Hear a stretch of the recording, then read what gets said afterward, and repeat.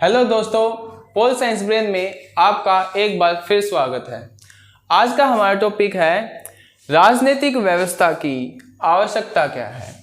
Y is pole science system required, मतलब किसी भी राज्य में राजनीतिक व्यवस्था क्यों जरूरी है। हमने पिछली वीडियो में राज्य के बारे में पढ़ा था कि राज्य क्या है। आज हम देखते हैं कि किसी भी राज्य में राजनीतिक संरचना की आवश्यकता क्या है। अगर हम देखें एक राज्य में राजनीतिक व्यवस्था कितनी ज़रूरी है, तो इसकी दो अवधारणाएं, दो चीज़ें सामने आती हैं। अगर हम बात करें कि कुछ लोगों के विचार हैं, जैसे इसमें गांधी जी, मार्क्स, कई अन्य विचारकों का मानना है कि अगर समाज में सब अपना काम परफेक्ट तरीके से कर सकते हैं, अगर सभी अपना काम परफेक्ट तरीके से, मतलब सब अपना काम टाइम के अनुसार और किसी से भी लड़ाई झगड़ा न करके सब अपने काम में अच्छे से लगे रहें, तो शायद उस समाज में राजनीतिक व्यवस्था की आवश्यकता ना हो। महात्मा गांधी और मार्क्स जैसे विचारक इन बातों से सहमत हैं, इन चीज़ों से सहमत हैं कि सभी अगर अपना काम अच्छे तरीके से कर ले तो शायद उस समाज में या उस राज्य में राजनीतिक व्यवस्था की आवश्यकता ना हो। पर कुछ एक विचारों को छोड़कर बहुत सारे विचारों का मानना है कि हर एक समाज में किसी न किसी रूप में राजनीतिक व्यवस्था की आवश्यकता जरूरी होती है। पोल साइंस सिस्टम एक राज्य के लिए बहुत ज़रूरी है, क्योंकि एक राज्य को आगे बढ़ाने के लिए उस राज्य में एक चुनी हुई सरकार या कोई राजा या कोई तानाशाही जो भी उस राज्य को आगे बढ़ाए, वो सिस्टम होना आवश्यक है। जैसे कि हमने इतिहास में पढ़ा है, इतिहास में किसी न किसी रूप में हर एक राज्य में या जितने भी राज्य हुए हैं वहाँ पर किसी न किसी रूप में कोई ना कोई राजनीतिक व्यवस्था या पॉलिटिकल सिस्टम वहाँ पर देखने को मिला है। जैसे हिस्ट्री में हमने देखा कि वहाँ पर राजतंत्र हुआ करते थे, कहीं पर जैसे प्राचीन यूनान में हमने लोकतंत्र को भी देखा है, या फिर कहीं कहीं कोई तानाशाही भी देखने को मिली है। तो इतिहास पर नज़र दौड़ाएं तो वहाँ पर किसी न किसी रूप में हमें कोई ना कोई पॉलिटिकल सिस्टम देखने को मिला है। पर आज के समाज में राजनीतिक व्यवस्था की आवश्यकता काफ़ी बढ़ गई है, क्योंकि राजनीतिक व्यवस्था एक कानून बनाने की ही सिस्टम नहीं है। उसकी जिम्मेवारी, एक राज्य की जिम्मेवारी वेलफेयर के लिए भी हो गई है। मतलब एक राज्य की जिम्मेवारी है कि वो अपने लोगों की या जनता के लिए कुछ कल्याणकारी काम भी करे। लोगों के कल्याण के लिए, वेलफेयर के लिए भी आज एक राजनीतिक व्यवस्था की आवश्यकता बढ़ गई है। तो राजनीतिक व्यवस्था का होना आज एक राज्य के लिए बहुत ज़रूरी है। तो राजनीतिक व्यवस्था, अब हम देखें कि राजनीतिक व्यवस्था भारत के लिए क्यों ज़रूरी है। भारत में एक राजनीतिक व्यवस्था का होना क्यों आवश्यक है। भारत जैसे देश के लिए राजनीतिक व्यवस्था को क्यों आगे बढ़ाया गया। क्या हम सभी लोग, हम पूरे भारत के लोग अपना काम अच्छे तरीके से कर बिना राजनीतिक व्यवस्था के भी आगे बढ़ सकते थे या नहीं है। क्योंकि भारत एक विविधताओं से भरा देश है। यहाँ पर बहुत सारी संस्कृतियाँ, बहुत सारे धर्म, बहुत सारे रंग रूप, कद काठी के लोग रहते हैं। तो यहाँ पर एक अच्छी राजनीतिक संरचना का होना आवश्यक है, क्योंकि भारत ने अपने देश की अभी शुरुआत ही करी है। भारत अपना नेशन बिल्डिंग प्रोसेस कर रहा है, राष्ट्र निर्माण की प्रक्रिया में चल रहा है। तो भारत के लिए एक पॉलिटिकल सिस्टम, राजनीतिक व्यवस्था का होना ज़रूरी है, क्योंकि भारत राष्ट्र निर्माण की प्रक्रिया में है। राष्ट्र निर्माण की प्रक्रिया मतलब भारत को अभी आज़ाद हुए 70 साल के आसपास हुए हैं। तो इतने कम समय में भारत अपना राष्ट्र निर्माण पूरा नहीं कर पाया है। बहुत सारी दुविधाएं हैं, बहुत सारी समस्याएं हैं जो भारत के राष्ट्र निर्माण में, भारत के नेशन बिल्डिंग प्रोसेस में सामने आ रही हैं। जैसे कि भारत के सामने उसकी आंतरिक सुरक्षा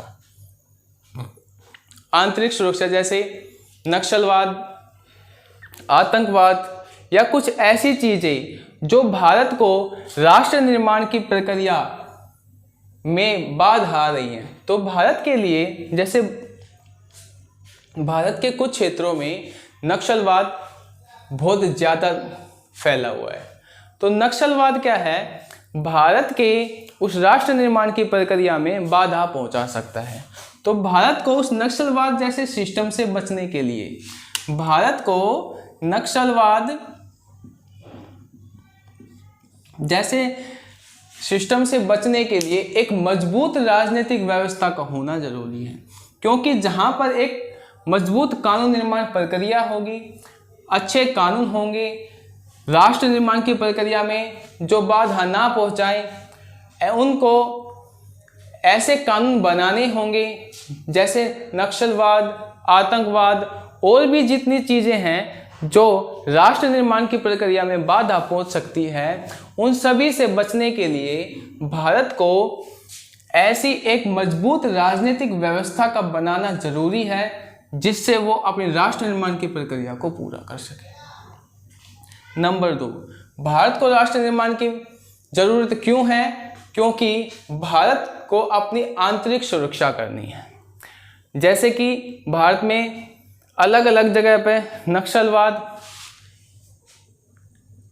आतंकवाद या कोई आंतरिक असुरक्षा हमें दिखाई पड़ जाती है। तो भारत में बहुत सारी विविधताएं भी हैं, तो उन विविधताओं में आंतरिक सुरक्षा का खतरा हमेशा बना रहता है। तो उन आंतरिक सुरक्षा को हमें कैसे मजबूत करना है, ये एक मजबूत राजनीतिक व्यवस्था ही कर सकती है। क्योंकि मजबूत राजनीतिक व्यवस्था के बगैर भारत अपनी आंतरिक सुरक्षा को पूरे भारत में नहीं फैला सकता है। तो भारत को एक मजबूत राजनीतिक व्यवस्था की जरूरत है, तभी वो अपनी आंतरिक सुरक्षा कर सकता है। नंबर तीन है कल्याणकारी राज्य। क्योंकि आज के समाज में हर एक राज्य, हर एक देश की जिम्मेवारी है कि वो अपने लोगों के कल्याण के लिए भी कार्य करे, वेलफेयर के लिए भी कार्य करे। तो भारत में राज्य एक कानून बनाने की प्रक्रिया ही नहीं, बल्कि उसका काम है वेलफेयर का, लोगों के कल्याण के लिए। भारत लोगों के कल्याण के लिए, जैसे कि कोरोना काल में क्या हुआ, उस टाइम पर भारत में बहुत बड़ी खाने की समस्या हो गई थी। तो भारत की सरकार ने लोगों के कल्याण के लिए लोगों को फ्री राशन, फ्री खाना उपलब्ध करवाया, जिससे एक कल्याणकारी राज्य के रूप में भारत और उभर कर सामने आया। क्योंकि भारत में ये समस्याएं लगातार बनी रहती हैं, भारत की सरकार को हस्तक्षेप करना पड़ता है।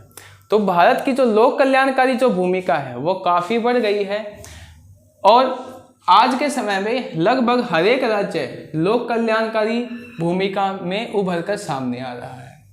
तो किसी भी राज्य के लिए, ज़्यादातर भारत के लिए ज़रूरी है कि एक मजबूत राजनीतिक व्यवस्था हो, एक मजबूत सरकार हो, मजबूती के तरीके से वो चुनी गई हो, और जिससे वो अपनी कानून निर्माण के साथ साथ राज्य की सारी आवश्यकताओं को, राज्य के निर्माण की, उसकी आंतरिक सुरक्षा की और उसके कल्याण के लिए, उसके वेलफेयर के लिए कार्य लगातार करते रहे। तो आज के समय में जो एक पॉलिटिकल सिस्टम का रिक्वायरमेंट है वो काफ़ी बढ़ गया है, काफ़ी ज़रूरी है। क्योंकि एक मजबूत राजनीतिक व्यवस्था हो तभी एक राज्य की निर्माण प्रक्रिया पूरी होगी, यानी कि भारत को एक अच्छा देश बनने के लिए, अच्छा निर्माण करने के लिए एक अच्छी सरकार का होना भी ज़रूरी है। अपनी आंतरिक सुरक्षा के लिए एक अच्छी सरकार का होना भी ज़रूरी है। अपनी जनता के लोक कल्याण के लिए कि एक अच्छी सरकार का होना भी जरूरी है। नंबर 4 अगर हम देखें तो भारत कुछ परिवर्तनों के दौर से गुजर रहा है। परिवर्तन, जैसे समाज में कुछ परिवर्तन होते जा रहे हैं, समाज में वे कुछ जैसे शिक्षा का महत्व बढ़ गया है, शिक्षित हो गए हैं लोग, तो इस समय पर भारत में जो परिवर्तन हो रहे हैं, जैसे कि कुछ वे लोग जो पहले अच्छे तरह से शिक्षित नहीं थे, आज वे शिक्षित हो गए हैं, तो वे अपने हक की डिमांड, मतलब अपनी स्वायत्तता की, अपनी ऑटोनॉमी की डिमांड कर रहे हैं, ताकि उनको भी वे सारी सुविधाएं मिले जो समाज का हर एक तबका चाहता है। तो भारत उन परिवर्तनों के दौर से गुजर रहा है। तो कुछ समूह ऐसे हैं जो भारत में इन परिवर्तनों के दौर से गुजरने के समय वे जातियां जो पहले वंचित थी, उन सुविधाओं का फायदा नहीं उठा रही थी, तो भारत में परिवर्तन के समय वे अब उन सुविधाओं का फायदा उठा रही हैं। तो जब वह अपनी सुविधाओं का फायदा उठा रही हैं, तो वे लोग जो इनके परिवर्तन से खुश नहीं हैं, वे समाज पर दबाव डालते हैं कि इनको ये परिवर्तन ना दिया जाए, क्योंकि भारत सबके साथ समानता का व्यवहार करता है, हर एक नागरिक के साथ समानता का व्यवहार करता है। तो परिवर्तन आवश्यक है। तो समाज के वे तबके जो परिवर्तन को, जैसे कि एक उदाहरण ले लेते हैं, आज से 50 साल पहले एससी कैटेगरी और एसटी कैटेगरी के जो लोग थे वे हर एक सुविधाओं से लगभग वंचित थे। तो समाज में उनके लिए काफ़ी कम जगह थी। तो धीरे धीरे शिक्षा का महत्व बढ़ा, स्वास्थ्य की सुविधाएं बढ़ी और वे एससी और एसटी समाज की मुख्य धारा में आना शुरू हो गए। तो जो लोग एससी और एसटी, जो लोग एससी और एसटी का समाज की मुख्य धारा में आने से खुश नहीं हैं, वे उन पर दबाव डाल रहे हैं कि आप समाज का हिस्सा नहीं हो। और भारत की एक मजबूत सरकार ही उनकी मदद कर सकती है, उनको मुख्य धारा में लाने में मदद कर सकती है, क्योंकि ऐसे लोकतंत्र में ऐसे परिवर्तन होते रहते हैं और इन परिवर्तनों का स्वागत करना चाहिए।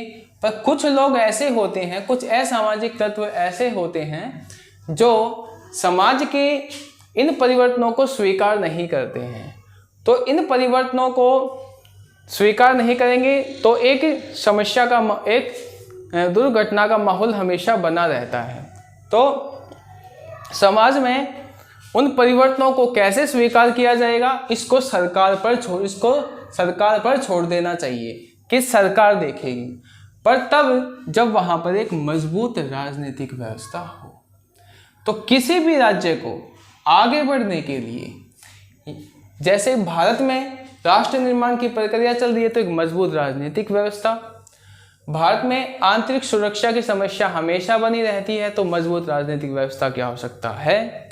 भारत एक लोक कल्याणकारी राज्य है और सभी लोगों के कल्याण का कार्य एक मजबूत सरकार ही कर सकती है। हम क्या कर सकते हैं, हम 1-2 आदमी का भला कर देंगे, 4 का कर देंगे, 10 का कर देंगे, पर सभी व्यक्तियों का भला तो सरकार ही कर सकती है। सभी व्यक्तियों के लिए समानता का व्यवहार तो सरकार ही कर सकती है, और वो सरकार जो मजबूत हो।